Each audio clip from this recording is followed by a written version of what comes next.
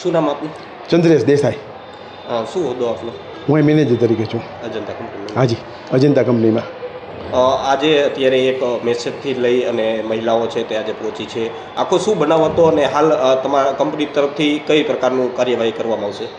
આ જે બહેનો આપણી ફેક્ટરીમાં લગભગ 200-250 બહેનો આવી ગયા છે અને બહેનો આવી જવાથી આપણે ખ્યાલ આવ્યો, કીધું કે ભાઈ આ કંઈ ફોર્મ ભરાય છે અને પૈસા દેવાની વાત છે. હકીકતે કંપની તરફથી કોઈ ફોર્મ ભરવાની વાત જ થઈ નથી. કંપની તરફથી કોઈ જાહેરાત થઈ જ નથી. કંપની તરફથી કોઈ મેસેજો ફર્યા જ નથી.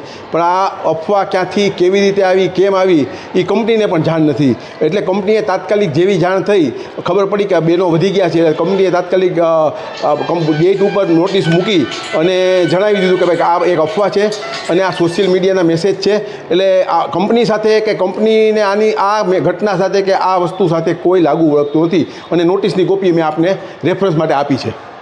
હાલ કંપની તરફથી આજે ફ્રોડ કરનાર વ્યક્તિ છે તેમના વિરુદ્ધ કાર્યવાહી કરવાની કોઈ પોલીસને જાણ કરી છે કે શું? અમે પોલીસ સ્ટેશનમાં જાણ કરવા ગયા હતા ને અત્યારે હજી મેનેજમેન્ટ સાથે મારે કોઈ ડિટેલમાં વાત નથી થઈ.